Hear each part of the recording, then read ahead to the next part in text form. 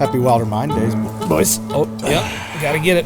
Go around the mic. Kicking off another episode. You got a little box of goodies there. I got a box of goodies here, fellas. I got some special cups for us to drink out of today. The Toby Keith Big Daddy Cup, the red solo cup from Grizzly. These arrived, and I figured that would be a good the legend good setup. The It legend is itself. actually a phenomenal cup. Yes. That's really cool. If you were in college, why would you not just roll with this at all times? So, Insulated. Yeah. insulated, red solo cup, Toby Keith Big Daddy. R.I.P. to the legend. Yeah. Grizzlies making these now. This is a staple for them. So, yeah, cold Busch Light inside there. Oh, yeah. Sure. How's yours doing, I'll drink Jason? out of yours, Casey. We can share. We like got the two chalice. of them. We just got two of them. So, Oh, that's sweet. but it's insulated, so it's going to keep it nice and cold. So. What year do you think that photo's from on there? I feel like mid 13, 14 maybe. There's two different versions. So Oh, you got Casey the has TK I on got the one TK and the- on one. Yeah, that's cool. So. Yeah. Toby Keith was the soundtrack to my junior hockey in Saskatchewan. Oh, wow. Like when I moved up there right after high school, it Yeah. was Toby Keith it was Toby Keith and Nickelback. nice little combo Yeah, there. discount Nickelback. Toby Keith and Nickelback. Yeah. So Burn it to the ground. Cheers. Cheers boys. to Toby. Cheers. Right? Cheers to Tobus. Cheers. Yeah. I got to move the mic. Got to move the mic. Got it. There we go. Cheers to Toby and the big red cups. And Grizzly, when's Grizzly releasing these? Like, can you They're buy done. them Yeah, now? they're out and ready to I rock. saw a post that they put out there, I There it think a is. couple days ago. Yep. That's cool. Yeah, the Big Daddy Cup, that's just a neat thing going into summer. You Yeah. know? I mean, paying homage to a guy that, literally the red solo cup. The man. It's a great idea, and it's a great cup. Did you guys see his last performance at the Opry? Yeah. It was, Emotional. yeah. It was like, it was one of those, he knew it was his last one, and I think Yeah. so did everybody else. Mm-hmm. And I watched it, and I've watched it like 5 or 6 times. I was like a baby. Oh, just weeping. Don't let the old man in. Come on now. Unreal. All So of them, good. man. He was an American patriot, that guy. Toby Yeah. Toby changed the game when it came to that stuff. Behind the scenes too, he did so much that people don't realize for musicians. Yeah. Making it, his label for one, but giving them a voice and control. I think is one of his things that a lot of people don't realize what he did for the independent musician. Yep. All the troops and all the stuff he used to do there. Yeah. That was Big Daddy. Well, maybe I just Here's love to this ya. whole thing. Yeah, no, when it goes into the cup like that, it feels It's like you different. can just hammer it. Yeah. Feels like Frank the Tank. There he goes. Bam! And the Busch Light down. Oh, there it goes. Probably Bye-bye. get another one here. Ooh. That'll get you going at 7 in the morning, huh, boys? Yeah, that's a good way to start the day. Wow. You got another one there? That was love that. absolutely delicious. I'm not going to lie. For grab another one there. That's right to my right. Yeah. Real quick. For some reason I knew we'd get into it today. Yeah, let's Here get you into it. It's kind of like when I write. They say write drunk but edit sober. That's kind of how this episode's going to be. All right, let's That's make funny. it happen. We'll see how it I was goes. I'm just happy I made it. I'm 72 hours sober. I feel like I made it. I'm good. You're hot off spring. The last time I talked to both of you, you were guys sitting on beaches. Yeah. And who the hell knows I was where. post fighting for my life era. I lost weight on that trip. I did not. And that's not what's supposed to happen on spring break. I gained 16 pounds of straight water weight. Yeah. I got back and I was swollen. Like I felt like my skin, I could poke it, the sugar and stuff. I got a sauna blanket. Yeah. I got in the sauna blanket Saturday morning. It was unbelievable. It was like a pool of just gross, but it was unbelievable. And then over the course of 5 days now, I've tried to stay sober, and it worked out pretty good. Yeah. Back to goal weight, but my God, 16 pounds. I was swollen. My daughter and I were laughing because she had on ankle socks on the plane, and I was like, "You got to roll on your ankle socks." She's like, my ankles are swollen. I was like, she had diabetes. It was bad. There was a girl, a story, the week before we were there, she tried to fly. She was going to fly home, and her ring on her finger was so tight because she drank so much, got so swelled up. She had to go to a Dominican hospital and get it cut off her gland. But her finger was turning black, straight up, going to fall off gonna like black fall toe. It's terrible. That's awful. It's terrible. It's AB's dad lost his finger. uncle lost his finger climbing a ladder stand. Oh, Climbing up the ladder ripped the stand meat in off. his wedding ring, got caught. And, yeah. Gotta You be wear the careful. Teflon. Do you wear the Teflon Yeah, guy? I've ripped through so many rings. Plus, I was so thick when I got married that it doesn't fit anymore. So I had to have like all this tape. I was a thick. But the back then. story, that's funny. All these yeah. little stories pop up. The story of your wedding ring lossages. Oh yeah, 5 of them, 5 times. How about Lost and some of found. these stories? We found it 4 months later in a pile of melted snow. I found it in a lake, with a snorkel. Like I'm playing football in a pontoon, and I looked down. I'm like, no. Got a snorkel, went out, found it in the No lake. way. I found it in a fire. I was throwing brush in a fire, and it went into the fire. And when everything went down, I sifted through the ashes and found it. Yeah. Found it in the snowbank when we were plowing, and then I lost it in the wintertime. So I took my gloves off, and it went out. Yeah. And it was Found it in the spring. I found it in the spring, and then I lost it in a feeder one time, and I couldn't remember where. And I went around, and then one day I was going to do feed for the deer. You're gutting a and deer. yeah, it was in the tray, laying in the tray at the feeder. I'm like, there it is. I found it 5 different times in 5 different places, but the more weight I lost, the more I kept losing the ring, and so I had to take duct tape and put it on there. And eventually it just looked so brutal. So then, and I can't get it resized because it's like an $8 stainless steel ring because that's all I could afford back then. So Symbolic of your marriage. Yeah, though. Going through everything. You know, the fire, hunting, all of it. fire. Yeah.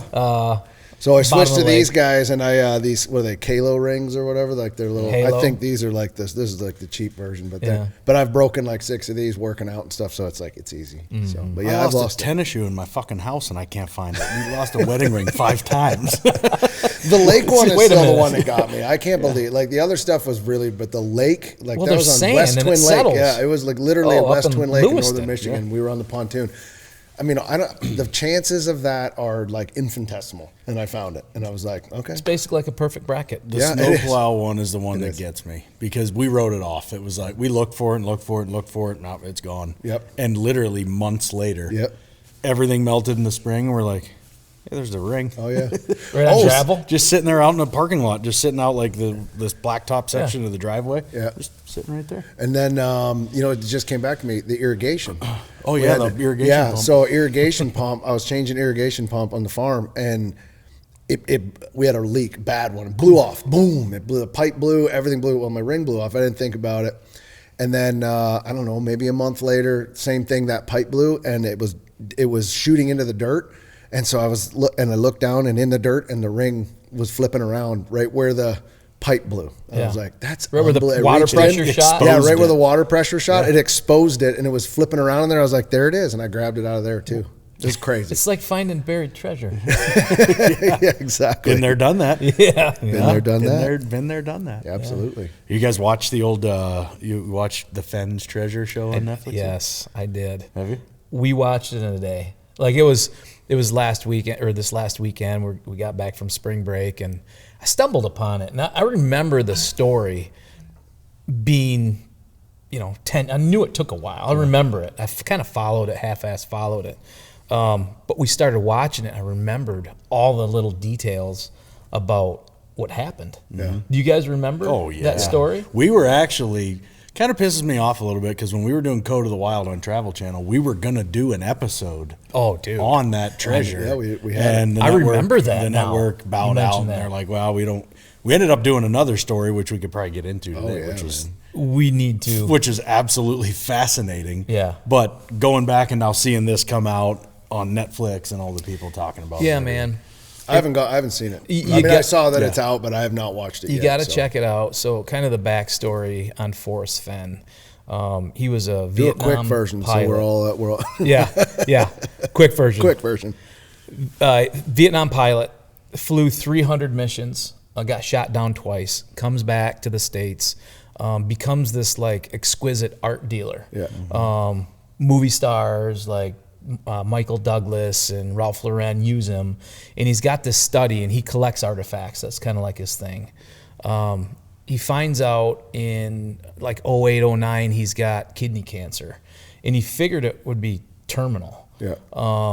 Simultaneously, in 2009, the FBI comes and raids his house because they think he has a lot of Native American artifacts that he's not supposed to. BLM, the BLM guys, Bureau of Land Management comes in there, and they didn't find anything. A lot of people think he was pissed off that they came in. Really, I don't think, they didn't find anything. I don't know if someone just said he's got a lot of shit, check him out. Some people think he was pissed. Other people think that the cancer diagnosis, he kind of wanted to leave a mark. So he buries this treasure box. And he said it's over $1 million of gold and whatever. And in a poem, I think it's a 24-line poem, he describes his love for the thrill of the thrill of the chase, right? And there's hidden things in that poem that kind of highlight where this could be hidden. So he releases it to the general public, and people go crazy. This thing stays hidden for 10 years. Nobody finds it. And the documentary follows like 3 or 4, and this is post finding the treasure. We all know it's found in 2020.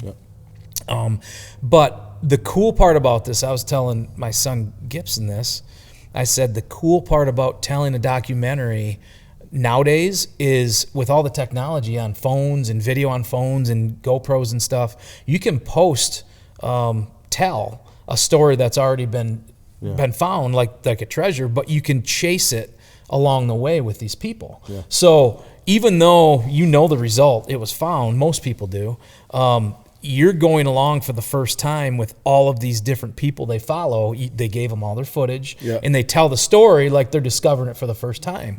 So through interviews and through news articles and stuff from news stations and the footage from these people, they tell a relevant story of the treasure, and you feel like you're experiencing it for the first time. Like it's just now happening. The treasure, where they found it, I thought was pretty cool. They ended up finding it. It's not a spoiler. Everybody knows about it now. They found it by his favorite fishing hole. Really? I didn't know that. In Yellowstone. I mean, I knew they found it. Near the Madison spoiler case. alert. Apparently you didn't know that. I didn't know that. I knew they found it. I didn't know it was by the fishing hole. We're not giving too much away here. There's so much story here. I followed it, but just not to the extent of like, I the just Madison know it's hot River, right now. It's part of the Madison, and he had all these clues, and it really reminded me of a national treasure or an Indiana Jones type of thing. Like it literally is in the key is understanding what he meant. And the one guy that really dissected this, he took the time, and the guy who found it didn't actually realize the treasure hunt was even going on until 2018. Then he kind of stumbled upon it, and the guy's from Michigan that found it. And he went back through, and he was a fanatic with this stuff anyway. He went back through and studied Forrest Fenn's interviews, looking for little nuggets of information, because he thought, man, he's got to slip up. He's got to say something that can reveal a little more about where this is at. Well, turns out when he found it, and a lot of this stuff isn't actually in the documentary, it's in further investigation. It took him 24 days over the course of 2 years to find it. And he knew he was in the right spot, but he just couldn't find it. And the problem was there was a blaze that Forrest Fenn put on a tree. And this blaze is what threw everybody off, because multiple people searched this area. And the blaze wasn't there because the fucking tree fell over. So the tree was down, and they're looking for this blaze as a signal, as a signifier of, okay, look here. That tree's down. So any blaze did not exist anymore because it took place over 10 years. So when he hit it in 2010, and they found it 10 years later, at some point in between when he hit it and when they found it, the tree was gone. So it threw a lot of people off. Wherever your adventure takes you, count on Bass Pro Shops and Cabela's to make it memorable. From the timberline to the campsites to the lake and the range, get your family outfitted with the right gear. With premium brands like Worldwide Sportsman, Ascend, Instinct, Redhead, and Natural Reflections, they've got the apparel and the gear to make it the best adventure ever. Stop by today for a one-of-a-kind shopping experience in-store or online at BassPro.com and Cabela's.com. See for yourself at Bass Pro Shops and Cabela's stores. Your adventure starts here. All right, let's talk about beer for a second. You ever notice there's a big difference between Busch Light drinkers and other beer drinkers? I like to say we live on the wild side. You know, a guy with a Busch Light in his hand, he's a man of the people. He's out there in the wild every day. He's in the trenches smashing bushies with a smile on his face. You know why? Because he doesn't care. He's not looking for a soulmate. He just needs something to wash that damn jerky down. And he's got himself a 12-pack of Freedom in a can. And when that can gets cracked, it's like opening a door to a whole different world. It's just a vibe. And if you haven't felt it, you should. So go grab yourself a case of bushies, give them a rip, and take a walk on the wild side. You've got things that matter. Memories, heirlooms, documents, firearms. And we all know that life is unpredictable. At Winchester Safes, they make sure life's unpredictable moments don't take those things from you. They use state-of-the-art methods that refuse to sacrifice quality. They put everything they have into their products, offering proven protection and peace of mind. There's only one safe company worthy of the title, the American Legend, and that's Winchester Safes. Follow at Winchester Safes or learn more on winchestersafes.com. Let's talk about Mountain Ops, a brand that I rely on to fuel my fire in more ways than one. I could sit here and talk about how undeniably essential Ignite is to my daily life. I could explain the benefits of the super greens, and I could ponder out loud how they got those super greens and super reds for that matter to taste so damn good. Or I could just give you a quick look into who they are as a company, because to me that matters more than anything. So here it is. They recognize God and acknowledge His hand in all things. They believe in being worthy of others' trust. They're reliable and honest with their information. And lastly, they take full and personal responsibility for their actions and the outcomes. There you have it. If you want to learn more about Mountain Ops and stay connected, check them out on social media at Mountain Ops or head on over to their website, mountainops.com. And remember, if you want to save some cash, use code Kiefer. So having firsthand experience with this, we chased the treasure that was from the 1760s. Yeah. So imagine if it gets that jacked up from 10 years. Yeah. We chased the legend of John Swift's treasure in Kentucky that is from the 1760s. Yeah. And when you it's eerily similar how these stories go, at least how they came about. Like the John Swift treasure is all from lore. There's nothing really like concrete, factual, but it's been twisted and tweaked and turned from 1760s until 2025. Yeah. So many different ways. And when we first started in this whole thing, it was like, okay, what can you take as truth? What's reality? What's not? So we started to look at things a little bit differently, but that's where that treasure started, was back in the 1760s. Yeah. So I can't imagine, so I can't imagine if it changes that much in 10 years. The Swift treasure, like we were chasing our tails. So all over. Fill everybody in backstory of the Swift treasure. Like a lot of people, everyone I think's heard of the Jonathan Swift treasure. Yeah. But you're a historian, history buff. Talk about in terms of what that meant to the country at that time, what that treasure was. That's probably the most fascinating part for me. It's incredible. You know all the details of it. That was the best part for me on the show, is treasure hunting the way that we were treasure hunting. Was like you were digesting the history information and then it was like, well, let's get to the physical wild. And it was like, well, why would they carry it up that's stupid. And the crew would look at us and be like, well, that's what it says. And it's like, but that would never do that. We have to go this way. You can't do that. That can't happen. Like that's lure. That's not.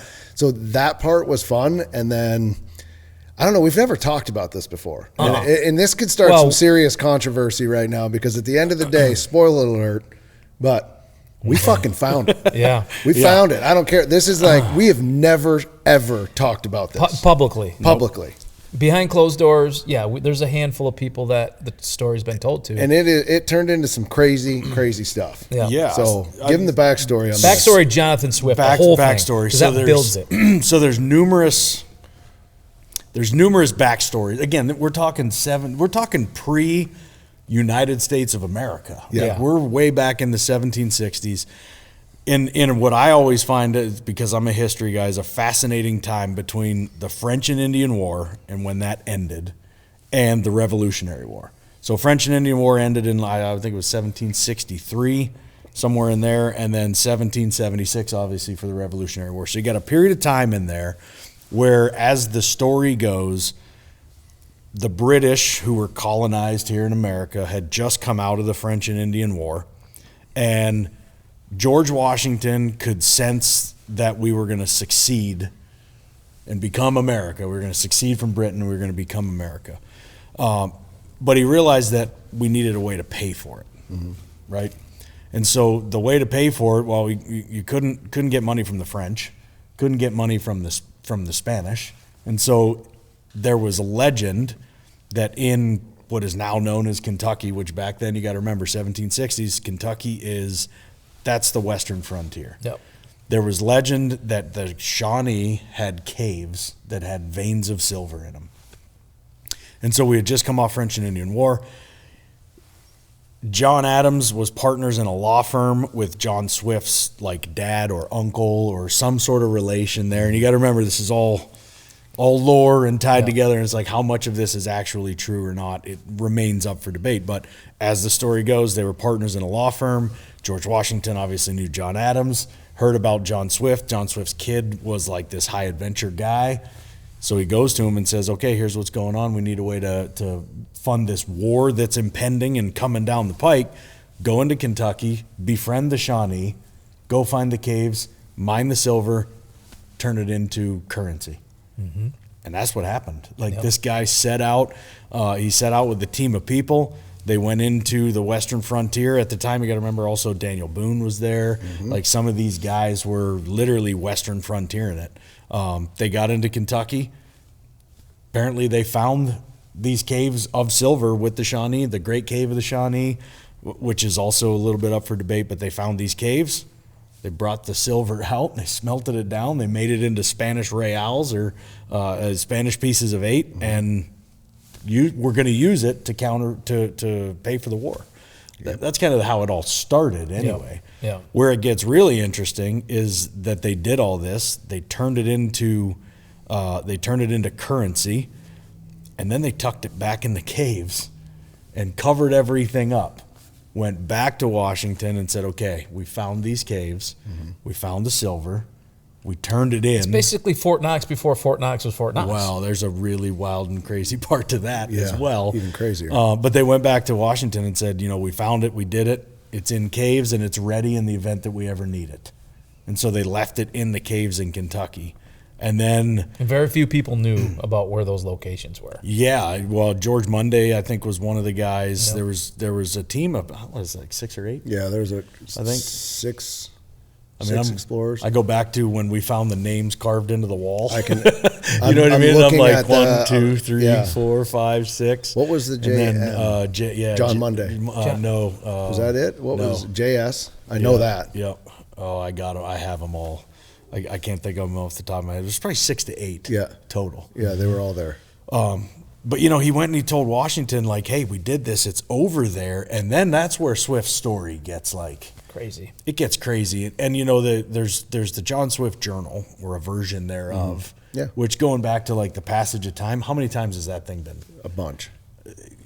You don't know how many times it's been kind of rewritten based on, again, hearsay and the things that are coming down the pike. Yep. And there's no definitive, like, this is his actual journal. Yep. It's supposedly it started as this journal, and then these guys, like the Herod guy that went and looked for it, he was a big adventurer. Supposedly he disappeared looking for it in like 1792 or something. So it's like the journal just got morphed over time, 1,000 different. So when we got our hands on some of the journal, or what's thought to be the journal, we're looking at it and it's like, take the creek and find the rock. And you're like, you're standing in Kentucky and you're like, well, holy shit, there's rocks and creeks everywhere.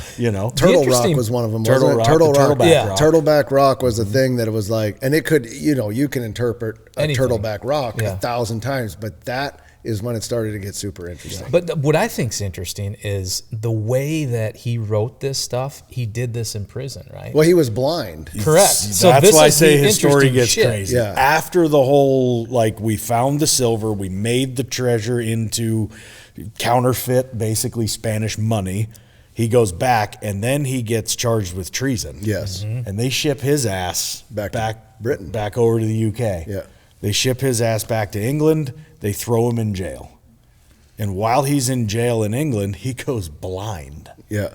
And so it's like he's got and that's what made him the map is in his mind. And that's what made him write the journal. That's right. Yeah. So the legend says he's in jail, he goes blind, and all of a sudden he's like, I have to get this out. Like, I physically know where it is, but I gotta write this journal and I gotta get this out. And then there's multiple, like, okay, so then he got out of prison, he came back.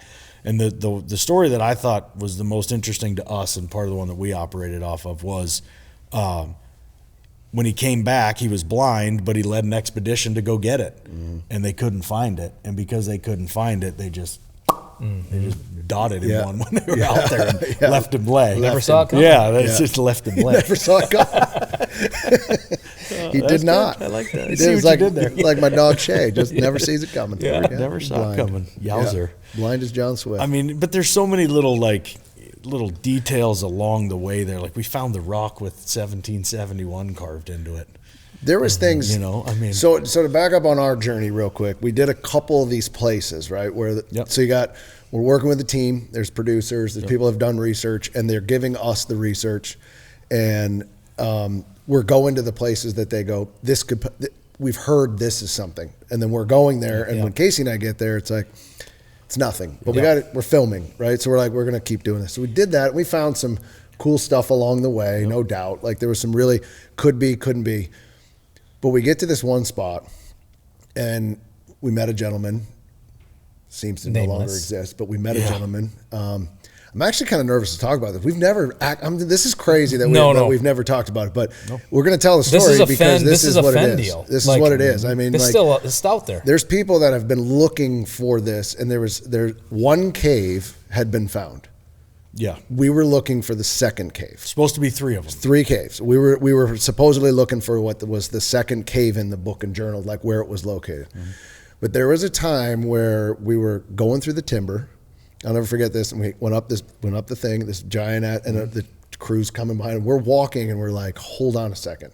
And then it was like turtleback.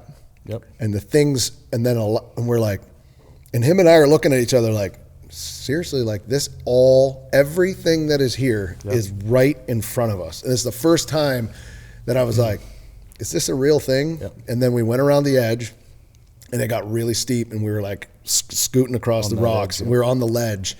Remember, you could see before we went around the corner, there was a section carved out in the side of this Kentucky mountain. Yeah. And you could see black smoke up on top of the ceiling where they'd built fires. There'd been fires in there at some point. Yeah. And you could see like these ledges where people would, I would assume that's where they would lay. Yep. And then how the fire would hit. We're just the whole time, to Chris's point, we're like, There ain't no way this ain't it. Like, fuck. Like, it was, but what got me was we get around and we go through this little cliff, and we come around the edge, and that's when we saw the carving. And when we saw the carving on the wall, now it's one thing for someone to be like, "Oh, I put that there." It had lichen in the every single solitary carving that was there has lichen in it. Lichen doesn't grow overnight. Lichen is hundreds of years old, right? So this entire thing is covered. I remember specifically staring at that going, like, JS. And it was like the team. It was right there. And I remember Casey and I looking at it going, okay, we are in, seriously, it's a drop. And we're like, oh my God, like John Swift could have stood right here and did this. It was our Goonies moment. It was like a moment for us where I was like, holy smokes. And then we went around the edge, and there's an opening that was absolutely at one point had a man-made cover in it. That was there was more than JS. Oh, they were all there. I'm going to look right now. Yeah, they were all I have it all in there. there. They were all there. All the names of the entire expedition were in there. Yeah. But the JS stood out to me because it was like the big JS and then the team. Like, I'm the captain, and then here's the team. Underneath. Yeah, and it was like, but when we came around, you could see where the cave had been open, or over years, this kind of tunnel, and it was absolutely, if you took this giant rock and put it back up like this, it would fit like a door. Yeah. Right. And from there, it just started to get insane. Wild. Roped Casey and sent him down. Like, you went first down in this cave. Yeah. And it's like, I mean, I'm talking, you're just like, and it's getting darker at the time. Oh yeah. And this is a production. So, right. There's a crew there 100%. and you guys are like, this has gotten beyond the stopped. story. Like, this is I'm fucking we found gold. We found the treasure. We stopped doing like the filming. Like, we were doing our thing, but Yeah. I didn't even realize the cameras were rolling. Yeah. We had at this point focused so far into the fact that we were finding this that like the crew would pull you off and say, hey, do one of these OTFs. They call them, in the moment or whatever. OTF. They would say, hey, do this real quick. And I'm like, what are we talking about? We're finding it. Get the camera out. Like, we were like done. We were just digging. Like, it was like, we're going in here. And that's when everything like kind of started to go crazy from there. I want to jump back to the names because I got it. That night, I mean, it's funny. We'll put this picture up online. Yeah. And we'll put it on social.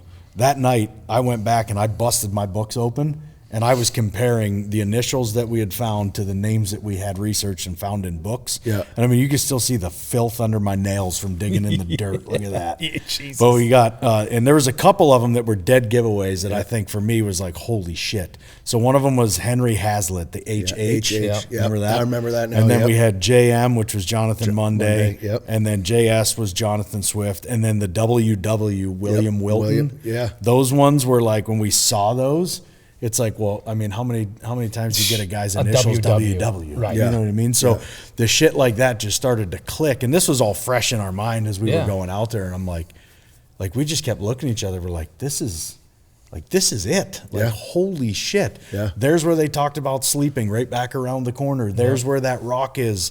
I mean, it all started adding up. All the way to the point where we found that opening. Yep. And you could see the giant flat rock that had been covering the opening was tipped down on the ground. Yep. So obviously over the years it had fallen down. Yep. And here was the weirdest part is when we looked in that cave opening, we're talking to like the size of a steering wheel. Yeah. When we looked in that cave opening, it was like a limestone rock, but it was dirt. Mm-hmm. So it was like a hole in the middle of the rock filled with dirt. Yeah. You're like, why is dirt in there? Why is dirt in the cave? Why is there dirt in there? Remember now, we're up on a cliff. We're way up. So there's not, if that just is a natural formation, then that's just going to be rock on all sides. It's just going to be limestone. Yep. And this thing is full of dirt. And you could see where it kind of started to go down and the dirt would meet. Like the dirt met where it was like, there's more back there. You know what I mean? And that's where we had a metal detector. It was a hand wand. And we roped Casey up, got him tied up on a rope. He went in. You go in the tunnel. Yeah, I was like, steering wheel tunnel? Tight. Looks like you could die in there. Yeah. You want to put a rope on? You go first. All Tight right, quarters. So he goes in and he gets all the way down there. And, as you're crawling, he's crawling and he's got this metal detector in his hand because it's a hand wand, right? He's going and going. He gets back, then all of a sudden it goes beep. It goes off and he's like, hold on. So you start digging for it. And that's where we found the square nail. Yep. Well, first it was like a chunk of like iron ore. Iron ore. Yeah. But then it became an actual square nail, which back in the day, if you know nails, a square nail was what was back in the day in the late 1700s. And it was what they used in the kegs, like a powder keg. And on the top of them, there was the square nails in the kegs. And so and the treasure was hidden in nail kegs. Yeah. And so we get this thing and he says, I found a square nail. So, I crawl in behind him and he's kind of like handing things back so that we can see what they look like. And he's in there, we find actually a couple of them, digging around, find it. And it's like, it felt like if we could dig right here, we could probably drop into another. It felt like it was like there could be another big canyon. Well, yeah, because the cave got skinnier as the further back I got, all the way to the point where, before I talk about that, the other weird, remember how it sounded? Oh, yeah. The hollow. Like as I was crawling on the dirt, it literally sounded like it was a drum. Yeah. It was hollow underneath. Yeah. I just I remember thinking to myself, like, why does it sound like that? Mm-hmm. Really like weird. If you jumped on like a green at Arcadia, you know how it has that boom. Yeah. When he was crawling in there, it was like, it was noticeably like dirt and solid ground doesn't make noise. Doesn't sound like that. So there was a distinct echo to it as you were going. Well, I crawled, I don't know how far back there, probably 60 yards, somewhere in there. Something like that. Yeah. Right to the end of my rope. I get back in there, and it starts to get narrower, and I mean, I'm fucking get skinny. It's tightening up. And I get to this point, I got a headlamp on, I'm wanding, and the nails and all the other shit. I'm like, this is like, I am so in the zone right now. You take the greatest hunt of your life and you look at the biggest deer and stare at it. Like, I was more in the zone than that. Yeah. I mean, I was like, what is happening? This is unreal. So I get down to that part, and it gets real skinny, and I get one arm through, and I'm laying flat on my belly. I get one arm through, and I'm like, oh, if I try to put this second arm, I'm like, there's no way I might actually fucking get stuck. Yeah. There's no way I'm going to come back out. So I'm like, damn it. In my head, I'm like, I don't want to stop. But I'm like, this is the end of the road for now. We're going to have to back out and probably dig some of this dirt and then try to come back and get back through. So I start to back up, and I'm like pushing, like backwards inchworm, pushing the dirt. And I fucking push this pile of dirt to back up, and as plain as day in my headlamp, staring me in the face is a fucking silver coin. I took a picture of it. Yeah. I was like, Spanish piece of 8. I didn't even know what to say for the first like 30 seconds. No, because you stopped. I'm looking at it, and I'm like, found it. Holy shit. Yeah. We just fucking found the John Swift treasure. Yeah. Like, what? I had no idea at that moment what was going on. I just froze. And then I fucking screamed. Yeah. I let out. You remember? He yelled, "Found it!" And I was standing on the outside of the cave, and the producer goes, "What'd he say?" And I said he found it. And the guy goes, "Found what?" I said, "The treasure." And the guy just goes, "No." Like, he was like, Well, they're finding Bigfoot guys for you years, know, so they've never found anything. He didn't have a clue. That and later, we'll get into there. Later that night, there was a Finding Bigfoot comment that was phenomenal. Yeah. But yeah, I mean, I screamed. I'm like, I fucking found it. And Chris is like, what? You found it?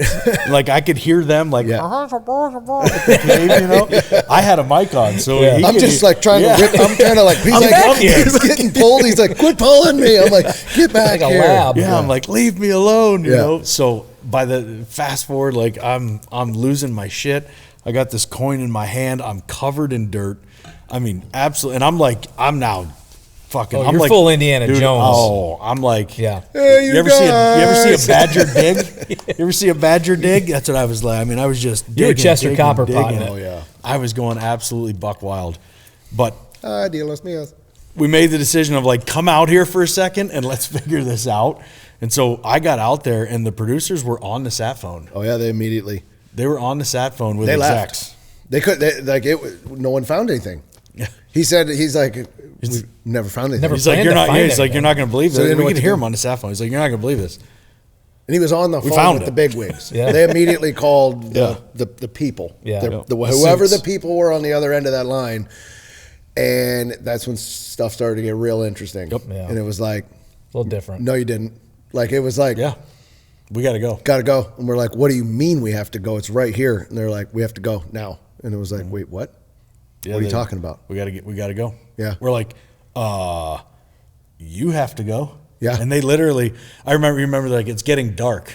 We're like, Casey and I are like, okay. All right. So we got flashlights. Yeah. Here's my inReach. You can take my inReach, and it'll tell you exactly how to get the hell out of here. Just follow that little trail. Like, we'll meet you there. Yeah. And they're like, no, it's crew safety, and it's this and it's that. And we're like, well, you guys are free to leave the mountain. We're not leaving. Yeah. It was like, you got to be kidding me. Yep. We just did this, and it went from that to like, well, we got to celebrate. And I remember in the show, there's a line where he says, he goes, how do you guys feel right now? Because they didn't show it. They didn't show it in the show. In the edit. It's not, you don't see us finding it. They didn't show it in the edit. And he comes out, and you'll see Casey and I's reaction, and he says, how do you feel on a scale of 1 to 10? The producer asked us that in the show, and Casey says, I'm a Beyonce right now. Yeah. Like, I remember that. That's where I'm at. He's like, on a scale of 1 to 10, Beyonce, he says, I'm a Beyonce right now. Like, he wouldn't have been a Beyonce had he not found this thing. But like the way the show was cut, it was like, and we're done. And I was like, that's it. That's it. Yeah. And that was it. Pissed me right off, man. But we had the coin. Mm-hmm. We had the coin in hand. Yep. So there was got a picture of it. Yep. Got pictures. Oh yeah, we got documentation of this coin. I mean, yeah, it was the highest of highs to like the wait a minute. What do you mean we have to leave? Mm-hmm. Like, we're here, we're digging in this cave. I just found this thing 60 yards deep, plus the iron ore that's in there, plus the square nails and the whole, like, why are we leaving? This is what we're fucking here for. Yeah. You know? But no, they were adamant. They're like, crew safety, and we got to get out here. We grabbed one of the EPs of the show. I remember grabbing him specifically because they had scouted different areas, whatever, and I grabbed him specifically and said, did you put that in there? Like, literally. I mean, it was almost to a point where I was like, if you do, tell me now before we look like fools. I find out. He swore up and down. He said, "I'm telling you, I'm not kidding you. I have not." To the point where we tried to figure out how to get back. Remember, and we tried to. He was like, "No, I did not." And I mean, I remember specifically having a very close face-to-face conversation with him to said, "If you did this, just tell me that you did something that we found and it was a good TV moment, and I understand, but I'm not going to be a fake in either's case." Yeah. And he was like, "I swear, I didn't do it." And I said, "Okay." I said, "So we found it." He's like, "I'm just as shocked." Like, he was legitimately just as shocked as us, and so was the crew. Yeah. But the logistics after that of finding a national treasure potential, it was almost like we're done. Like, it was like we can't. No one so much would have come with that. No one knew what to do. You know, back to you saw no tracks of humans. No. When you crawled into that. No, dude. There was nothing, right? He would have had to chuck that thing from 200 yards out. They had to There take it wasn't in because there it was and on a bury cliff. It was He under had to dirt. take it in and bury it Yeah. and disturb the soil and the dirt. I'm telling you, I was in there. Yeah. I mean, I have pictures of it. It's the first thing I did. Yeah. In my head, I'm like, I have to take a picture of this because nobody's going to believe me that I found this thing in this fucking cave. Yeah. And that's the first thing I did is I had my headlamp. I pulled a phone out, took one quick picture, put it in my pocket. And then, of course, once we got the coin out and we got it out of the cave, we took a ton of pictures. We got a picture of our fingerless gloves completely covered in dirt and the coin sitting right in the middle. We'll have to put that up for everybody to look at. But that coin sitting right there, and I'll never forget that, like that picture. Well, it's got like the greatest bokeh ever. So I remember one of my favorite pictures. It's like that needs to is. be on your wall for one. But I remember you called me, and you said, "Hey, what's up?" I'm like, "How's the shoot going?" And you're like, "We fucking found the Swift treasure." I'm like, I remember where I was standing. I was out in my driveway. And I'm like, you kept saying, "What do you mean you found it?" We're like, "No, we found it, dude." Casey was in the cave, and he found a Spanish piece of 8. Yeah. And this isn't like you found a silver dollar from the 1900s. Like, this was unmarked Spanish piece of 8. Yeah. And it's like, we fucking found it. Yeah. So I said, "So what's next?" Yeah. And we were like, "We don't know, man." Got ushered off. Yeah. We got literally, I'm not kidding you. And I said, "When are we going back?" So that's the big question. That's the question. The way that we left that mountain really pissed me off. It's still to this day is one of the things that pissed me off. It was like an immediate, we got to go. And I think back to the whole, like the way everything went down. And that's the part that I'm just like, what happened there? Yeah. Like it was just, we got to go. Yeah. We have to go now. Like, and it was like a forcible, you've got to go. It was, because I'm telling you, Casey and I were like, "Go. See you tomorrow. We're getting in here." I went back in the cave. We got all night. I said, I went back in. I'm like, "See you later." Yeah. And they was like, it was you have got to go now, and we are getting in these vehicles and we're gone. And look, we had a guy with us that was a landowner. Mm-hmm. And I think that where we whether were, it was his land, whether or it was not, his land, we're not sure. Yeah. We don't know the details of that. What we do know is where it's at. Yeah. But after that, no landowner. We couldn't figure out. That guy disappeared. That guy had gone. Couldn't figure out how to. I mean, I tried everything to get a hold of him. Zero communication. Gone. He was shaking. He was literally Remember shaking. how bad he was shaking? Yeah, he was. He was like, yeah. He was standing at the front of the cave like this when I came out. Yeah. He was so jacked. Mm-hmm. So. And we asked him, same thing. Like, this is your land. Like, you didn't. He knew we were coming to film on his land. It was like, you didn't know. He was visibly shook. Yeah. But after that, zero. I mean, I'm talking zero communication. Facebook page gone, everything gone, and it was like, what's going on? And it was just that was the end of it. I think it's when you relate all this back to the Forrest Fenn story, the amount of people, the anger that came out when that in fact they found out that they found it. people were so pissed off because they spent years chasing this thing. Everybody thinks they know where it's at. Everyone thinks they were close. Yeah. And when they wouldn't come out, when the guy who found it wouldn't tell them where he found it or even say who the name was, they thought, oh, Forrest had his son pull it. Yeah. You know, Shiloh Old is his grandson, I should say. And they thought he was getting some heat because people were dying. 5 people died in the search for this treasure. And people wanted him to pull the plug on it. Yeah. They wanted him to pull the plug on the treasure because they said, shouldn't you feel obligated that those deaths are on your watch? Yep. And his whole thing was, I hid the treasure. Yeah, it was $1 to $2 million. There's 468 pieces of gold in it. Yep. It was worth it was sold for $1.3 million. And once it was found, but he said the real treasure is the chase. Oh, that is the chase is the treasure. And think of all the thousands of people that now have a story to tell about chasing that treasure. Yep. And that is the true treasure. Well, here's the thing that concerns me is there's still people right now looking for John Swift's treasure. 100%. That's the difference. This is the thing, people. This thing has been since 1760. Yeah. And it's still going. Yep. Like, one was found, right? One of the nail kegs were found. So one of the nail kegs was supposedly found in a cave. The guy found it. He waited all the way basically until he was on his deathbed. And then he came out and was like, hey, I'm raising my hand, by the way, I found one of these. Yep. And then he died. Which, I mean, and when you just look at the Swift legend as a whole, like, how fitting. Yep. You know what I mean? Yep. How fitting for this guy to come out and be like, I found it on his deathbed, and then he dies. Mm-hmm. How fitting for us to find a coin in a cave and then we get yanked off the mountain. Yep. Yeah. Like, to me, that just adds to the lore. To the lore. Because the other thing I did want to mention, we touched on it earlier, is you talk about Fort Knox. Mm-hmm. Yeah. Where we found this thing, Fort Knox is like right up over there. Yeah. So when you think about the implications, and I'll go back to the origin story of the treasure and the hunt, when you think about the implications, the John Swift treasure, if this is the vein in the story in the journal that is accurate, the John Swift treasure is the very first war chest for the Revolutionary War. Yeah. Mm-hmm. To fund the United States of America. Headed up by our first and one of our greatest presidents, George Washington. What would become our first president. Yeah. And this whole circle of like him and John Adams and Swift's dad. And I mean, so for me as a history buff, the chase, like, if I found out tomorrow that this was all bullshit, I don't think I'd care because it was the greatest high adventure of my entire life. Yeah. There's not a hunt out there that is ever compared to like the feeling that I had on that mountain. I'm dead serious. No, like, there's nothing that compares the to it. The minute that the things in the book, like the Goonie days, the things in the book aligned with the things in real life. Yeah. When we were the cave, the turtle, the thing, all the stuff that was coming together, and we're standing there and you're looking around, from that moment on, I don't remember people being out there. I remember you and I on a journey that was gonna, it was like, to your point, it was the most exhilarating 3 hours that I've ever, like, and then what the way down was so confusing. Yeah.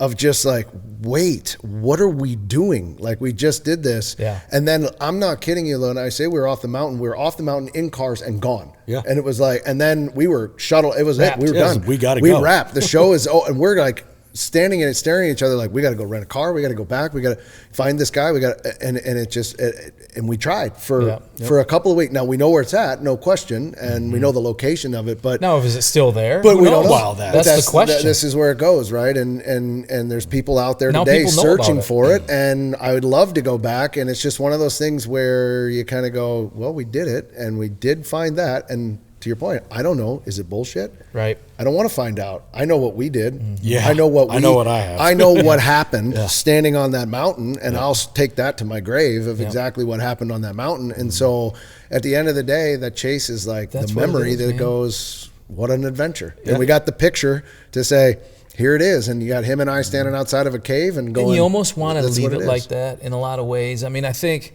well, you want to know the truth, but in a lot of ways, maybe the truth of what happened doesn't match up to what you want it to. Yeah. So maybe it brings the story down a notch. But It's interesting when the chase. There's a story of this guy, and this wasn't in the documentary. He had chased the fen treasure for 8 years. The first time he chased it, he was in Yellowstone, tried to cross a river, got swept away, got airlifted out, rescued. They said, "You can't come back here." Like, you're gonna die. You're done. You're gonna die. 12 days later, he goes back. Same thing. Gets swept away. He's a cop from Seattle, retired cop or an ex-cop. They said, "Now you're going to prison, or now you're going to jail." They put him in jail. He gets out of jail, goes back, and puts all his shit in his vehicle. And for the next 8 years, he's obsessed. Goes back and forth to Yellowstone. He wants to find it. Loses his wife, loses his job, loses his house. Yeah. Puts all his shit in a rental unit. Loses the rental unit. Has 2 duffel bags full of his own gear left. Drives back. He can't stop. He drives back to find the fen treasure. His car gets stolen. He has nothing. He sleeps under the overpass of this highway and continues to search. He lost everything searching for this treasure. Yeah. And I kind of relate it to a lot of what we do, a lot of the hunting stories we've heard over the years, a lot of the people, the guys who have lost their families, lost their wives, lost their jobs because they're so, and it's usually whitetail hunting, they're so infatuated with the chase. They're so infatuated with finding that whitetail, chasing that buck, and I can see it. And that's why I think we love the idea of treasure, is because we do that in the fall every year. It's a constant chase. It is. I will say this: the John Swift treasure, I'll say it again, was the greatest chase I've ever had. Like, we've been to Alaska and dropped how many times, and don't get me wrong, it's absolutely incredible. It doesn't compare. No, in my mind, it really doesn't. Like, I don't know how to put it, and there's something to it. Obviously, Fenn knew. He titled it "The Thrill of the Chase." I mean, that's what it is, and I think that's ultimately for me what hunting is, and everything else is. It's the internal battle with yourself. It's the figure it out. It's to get out there, the adventure, the experience, the unknown, all of it coming together. And it's almost like when you do find it, or when you do sink an arrow, or what what I mean. It's like it's a momentary, like, damn, that was awesome. But what you're really yearning for is to just do that chase again and do the chase again. So. No, for me, that's what it is. It was an incredible journey. I know that a lot of people, it might stir a lot of people up, but it was absolutely 100% what happened on the mountain. We've never talked about it before publicly. We've always just kept it to ourselves, but in lieu of Fenn and what's happening, it was like, share it with the world. So there's some people out there chasing it still, the John Swift treasure. Yeah. I think they're still doing the John Swift Festival and all that stuff that goes on down there in Kentucky. And I mean, it's just, for me being a history guy too, it all just comes together, like raw wilderness history, the story, the Revolutionary War, like everything just for that story came together for me. If it was all bullshit, I don't care, because that was the greatest chase. We started that story. Forgive me if I'm wrong, because I get mixed up. We started that story. Did we start that one in the museum? Yes. Okay, because I was bored out of my mind in this museum. They had all this shit from the history stuff. Museum and a library. This library, and it was amazing. I was done in about 9 minutes. I walked through. I'm like, this stuff's cool. I'm like, when are we? And Casey was just in. You were reading stuff. Like, we were talking. We had that curator. We were trying to ask him questions, and I was like, "Man, we got to get to the wild stuff. Let's get out." We did so much cool shit. They shut the White House of the South down for us. Yeah, that was incredible too. God, we did some cool shit. Some really cool stuff. Stories. Yeah. So there it is. There's the story of the John Swift treasure. First delight. Ever. We've talked about it's probably one of my favorite stories that we have ever. Yeah. And it's my favorite image. Yeah. Honestly, of all the things we've ever done, the hand, the dirt, and the coin is with an old ass phone, by the way. I mean, that wasn't. That was. I know exactly where it was taken. That image, and it was pretty awesome. So it's. I love it so much that I had to. I had to get myself a little memento. A 1754 Spanish real, Spanish piece of 8. That coin that we found was dated 1754. Yeah. So this was one that is. Where'd you buy that? From a coin dealer. Coin guy? Yeah. I had to. I mean, that's how attached to the story. How close did that look to the? It's identical, isn't it? It's identical to this. Very, very, very close. I mean, I don't have the one I found in the cave anymore. I've got that one, and I've gone back and compared like pictures and stuff. And it's not because we could. It's because we couldn't. We know who has the coin. Like, but we couldn't keep the coin, but we know who has it. Yeah. But this is, that's exactly it, man. Yeah. Now let's break down just real quick. Wow, the story's over. Cool.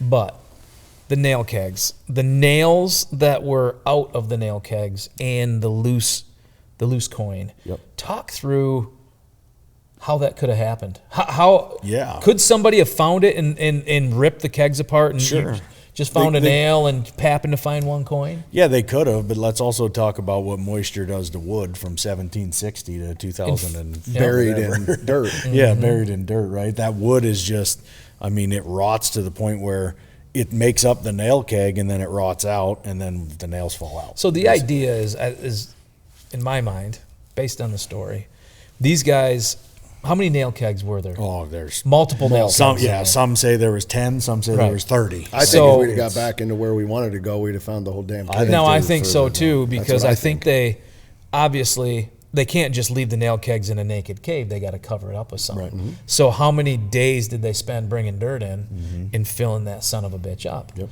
Right? And then again, we're on a rock cliff. Yep. You can't shovel from here to there. Yeah. Like, so there's nothing here. This is air. Right. So you have to bring all those boys. You have to bring dirt. Had a train of no running doubt. a train all the way dirt in there. They had to. You had to. There's no other way. Right. So that's the thing is when you try to say, okay, well maybe we didn't. Maybe it was, dude, fucking found it. We've gone through this. The nails aren't explained. Like there's so much to it. I've thought about this every day since it happened. We've talked about. I don't know how many times we discussed it. Like just randomly, be like, do you think the lichen was actual lichen? Like, I mean, we'll go through all the things. And but the initials, all that stuff, and you'd think if somebody had saw the initials, or if it was a spot locals knew about, that lichen wouldn't be in there. It would be rubbed off. It would be there'd be foot traffic. It was pretty raw. Oh yeah. Where this is, there's no locals finding nothing here. Nope. This is this is not in a place where someone would just stumble. Yep. This is, you got to be looking. Yep. You got to be looking. Yep. It was. But I can close my eyes and see exactly what it looks like. Like literally close my eyes and from walking, like I was in a movie, like it's in slow motion coming around everything. The other part is like you've got the hole in the cave, or the hole in the rock wall that forms the cave. And then right there laying on the ground in front of it is a perfectly kind of sized rock that if you took and went like this, it literally covers the hole. Yeah, they put dynamite in there, blew it up, you're like, oh, so this is what they used to cover that with. You know what I mean? And then just around the backside, every one of those initials carved in the wall. Mm-hmm. So it was it. It was it, dude. It was it. It is it. It is. It is it. The question is it been discovered by somebody else? The question is it still there? There's a lot. If they did, it has been a secret. And nobody's said anything about it. And I can tell you that's the thing. That guy, he was an interesting cat. I'll just say that. I mean, if that happened and that particular person found it, there's nobody going to know about it. And if they do, there hasn't been any. If they do, he's turned it somewhere else, but it's not in the Smithsonian. I can tell you that much. Yeah. So it's gone. It belongs in a museum. It'll be a deathbed. It'll be a deathbed. Found the nail keg. Yeah. So pretty crazy. Yeah, it was. Well, what are you guys doing? Story. What are you guys doing tomorrow? Want to head south? I'm gonna go turkey hunting in Kentucky. Yeah, Tennessee. I've actually turkey hunted where this is close to it. Yeah, Tennessee. And then what are the odds of Fort Alabama Knox being like? Not all that far away. Yeah, a lot of these things come together. 62 miles away, 42 miles away, 12 miles. I don't know. We don't know. Not sure. But when this launches, there will be a human being on your door, down your driveway, Casey. So all these, all the rehearsal of Swifties. The humans, this is a different type of Swiftie. Different type of Swiftie. This is Swifties out there. They're going to be like, you're going to want the information. Don't you guys think though that's also part of what's cool about these treasures? Like, I mean, obviously Fens has been found, but there's other ones that I know of and that I'm aware of that I still haven't ruled out. There's one in Alaska. Mm-hmm. That maybe we go do one day just as a let's fucking go do Let's it. try it. But that's the cool part is like going back to the chase is you just never know. Never know, man. It's out there. Is it out there? I don't know if it's out there, but holy hell, it's going to be fun to find out, you know. Goonies was a staple when I was a kid. Still when is. we were kids. Still is. It was, and at that moment on that show was the first time I felt like an actual Goonie back in the day. And it was like I was a kid all over again, and the chase was there, and it was like, let's make it happen. It was incredible. So, yeah, just one of the many stories of looking for treasures that ended up being an actual treasure. Yeah. So, that's pretty sweet. That was a good one. Piss break. For some of us, the hunt never stops. Grizzly understands that more than most. Rugged, reliable, and built to never back down. Whether you're on the trail, by the water, or deep in the dark timber, Grizzly is by your side. Tough enough to take on the wild and ready for whatever you can throw. Grizzly is committed to products that never let you down. Always on the hunt with Grizzly. Out here in the wild, precision isn't just a luxury, it's a necessity. Leupold Optics is built on the foundation of American craftsmanship, where every features function first. For over a century now, they've combined dedication and technology with a relentless put-it-to-the-test attitude, creating optics that stand up when everything else stands down. When it matters most, you need the best. That's what you get with Leupold Optics. While other companies out there warranty failure, Leupold guarantees performance for life. Some call it out on the trail. I like to call it the road less traveled. The kind of place where the going gets tough. That's where Tracker Off-Road comes in. Made for those who won't back down. Tracker Off-Road delivers the hardest working machines with the greatest capability at the strongest value in the industry. Built by those who know what it takes and designed for those who don't turn back. Tracker is dedicated to delivering machines that let you get the most out of your day and your dollar. Ready to take on your next adventure? Go with Tracker Off-Road. Every shot counts. And when it's time to make it count, you want the best. Winchester Ammunition has built its legacy on a commitment to innovation by continuously pushing what's possible. In the heartland of America, the American legend crafts ammunition that's purpose-built, reliable, accurate, and ready to perform no matter how harsh the conditions. Whether you're hunting or shooting for sport, Winchester will be there. You know, I think just to bring everything to a close here for me, I tie it back to the treasure hunting and the actual hunting that we do is all one and the same. Yeah. The finding it at the end is great, but it's all part of the journey. It's who you do it with, where you do it, when you do it. All those things add up to actually make the adventure, and that's what the Swift Treasure was for me. That's what treasure is. Yeah. It's the story. It's Yep. the memories. Yep. That's why we love what we do so much. Yep. It's the journey, period. You got to love the journey all the way along. I think we've done that our whole lives, the journey. The journey of drop, the journey of businesses, the journey of, hunting out there and being out there. It's the journey. Embrace the journey, man. Whatever it is, get after it. Yeah. Get her done. So, thanks for listening to our story of the treasure. Never told before. A little wilder mind on that one. Mama say it's a new day song.